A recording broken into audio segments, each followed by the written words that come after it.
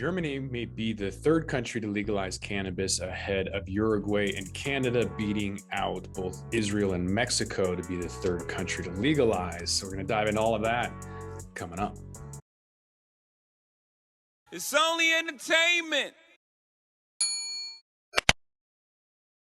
Welcome back to the Talking Hedge. I'm Josh Kincaid, capital markets analyst and host of your Cannabis Business Podcast. Maybe Germany got a little bit of FOMO from Mexico's projection that they were going to have sales reaching 2.1 billion US within 4 years of having a retail market that was going to launch. And although Germany represents the largest, most profitable medical cannabis market in Europe since they legalized in 2017, they only imported 9,300 kilograms. I mean, it's the largest amount of any quarter to date, but not a lot. They aren't manufacturing their own, kind of getting it from elsewhere, but hoping to bring Germany up at 100% growth year over year. It's estimated around 128,000 patients receive medical cannabis in Germany annually, and insurance companies, they reimburse about 60% of the prescriptions in 2019. So over 1 million patients have access to medical cannabis, or that's the anticipation, at least by 2024. The medical market alone is worth 7.7 billion by 2028. Germany's mostly been relying on Canada and the Netherlands to import up until just a couple of months ago. And so that came from a few companies like the Dutch Betterocan, the Canadian Canopy Growth, Afria, Aurora, Kronos, Tilray.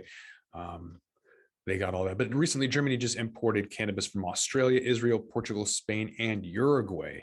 So there are some other countries that, like Israel, it's not available for recreation, but they are exporting their medical cannabis. So that's going to keep evolving. All of those countries that are doing those exports are not going to stop. So anticipate Australia to go legal, Israel, of course, Portugal, Spain, to follow suit with Uruguay.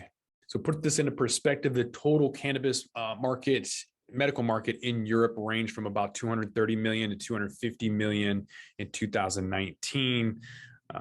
So it's not a whole lot. In fact, Germany's sole distributor, they're expecting to only be shipping around 10,400 kilos. So there's just one sole distributor of all cannabis grown in Germany, and it's not going to be a whole lot that they're going to have available. So relying on other markets for their import. Spending on medical cannabis expected to grow from 8.5 billion in Germany to 16 billion by 2025, and have the European cannabis market worth around 403 million at the end of 2021. Compounded annual growth rate 67%. So new markets kind of have that hockey stick look, pretty much going straight up. So US and Canadian companies obviously developing different approaches to maneuver that medical space. Canada had that mess up where they radiated their cannabis, basically put it into a microwave or whatever, sent it to Germany, and Germany's like, what are you doing? That's not how we do it over here. So send that garbage back. So they did, and they learned to figure that out. So you're going to have to have different approaches on how to handle different marketplaces. European GMP certified is a lot different than other GMP. That's good manufacturing practice certification. So defining how to dry and process to how to extract and distribute all of that stuff is kind of a standard operating procedure for Germany or for Europe, different than how like US or Canada would do it, for example. Some optimistic numbers for tax revenue. They're talking about legalizing cannabis could bring Germany an annual tax revenue and cost savings of about 4.7 billion euros and create 27,000 new jobs. That's according to a survey. That's assuming all 90 to 130,000 medical cannabis patients continue to have access to stores, and that different localities aren't going to have a moratorium on issuing licenses for rec shops or shutting that down like we've seen in New Jersey, for example. 75% of all of the municipalities are not going to allow for rec shops. So it makes it really tough to kind of have statewide access when you have people that are saying, not my backyard. Germany has an agreement with a couple Canadian processors to import at $4.30 a gram, which is a crazy price because Colombia and Peru can do it EU GMP certified for like 15 cents with landing costs. So the little cautionary voice to raise is that retail prices are expected to be lower. We already saw kind of a cap around May to August of this year, 2021, where there's possible same store sales peaking and definitely sales going down. People are spending less. People are